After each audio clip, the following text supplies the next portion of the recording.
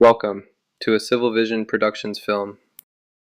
Imagine dropping $10 million on a luxury condo in San Francisco, only to find out the whole building is sinking and tilting like the Leaning Tower of Pisa. Well, this isn't fiction. This is the very real story of the Millennium Tower, a gleaming monument to ambition, engineering, and maybe a little arrogance. Let's dive into one of the most infamous skyscrapers in America. Located at 301 Mission Street, right in the heart of San Francisco's bustling South of Market District, or SoMa, the Millennium Tower was designed to be more than just a building. It was a symbol, a cornerstone of downtown San Francisco's luxury living renaissance. Back in the early 2000s, the city was transforming. High-rise condos were booming, and the demand for elite urban living was skyrocketing. The Millennium Tower wasn't just meant to fill that demand, it was supposed to redefine it. A 58-story glass giant rising above the fog, where San Francisco's wealthiest could live, work, and play, without ever needing to step outside. From the moment you stepped into the Millennium Tower, the message was clear. This wasn't just a condo, it was a lifestyle. Residents had access to over 20,000 square feet of luxury amenities.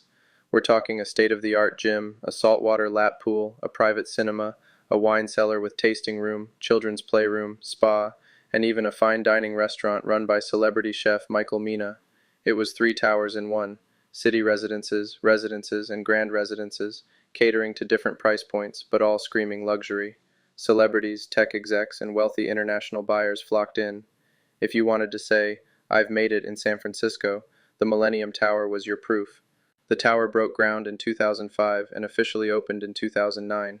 It was designed by Handel Architects and built by Webcore Builders. The structural engineering was handled by DeSimone Consulting Engineers. Now here's where it gets interesting.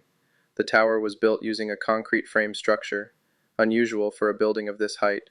It sat on a foundation of reinforced concrete piles that extended about 60 to 90 feet into dense sand and clay. But, and this is a huge but, it was not anchored to bedrock, which lay much deeper. That decision would come back to haunt them. Still, when it opened, it was hailed as a triumph. It soared 645 feet into the air, making it the tallest residential building in San Francisco at the time. All 419 units sold out in record time. The developers, Millennium Partners, were riding high. The Millennium Tower has 58 stories. That's 645 feet of sleek blue glass and concrete. There are 419 residential units, including penthouses that sold for upwards of $10 million. The building even skips the 13th and 44th floors, because hey, superstition doesn't stop at luxury. At its peak, the building was praised in architecture and real estate circles. It won awards, it graced magazine covers. For a moment it looked like the Millennium Tower had claimed its spot as the ultimate vertical address in the Bay Area, but beneath the surface, literally, something was going very wrong. By 2016, residents began to notice unsettling cracks, creaking noises, and uneven flooring. The city launched an investigation. What they found made national headlines. The building had sunk over 16 inches and was tilting more than 2 feet to the northwest. Just let that sink in, pun intended. So how did this happen? Remember when I said the foundation wasn't anchored to bedrock?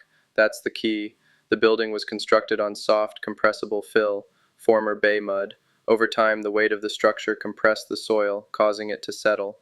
That's bad enough, but then came the second punch, the excavation for the nearby Transbay Transit Center in 2010. It changed the groundwater levels around the tower and destabilized the soil even more. To fix the problem, engineers proposed an ambitious retrofit: drive new piles, deep steel shafts, down 250 feet into bedrock, and use them to arrest the tilt and stabilize the building. The plan was expensive, nearly $100 million, and risky. And sure enough, the initial work in 2021 made things worse. Settlement accelerated. The building tilted another inch in just a few weeks during early construction. The team regrouped. They paused the project, revised the strategy, and eventually completed a scaled-back retrofit with 18 piles instead of the original 52. By mid-2023, the building had actually recovered about 2 inches of its tilt. Monitoring is ongoing, and the long-term prognosis is cautiously optimistic. But it's still leaning, it's still sinking, and for many the question isn't whether it's safe, it's whether it's ever going to be truly stable again. The real estate impact? Brutal.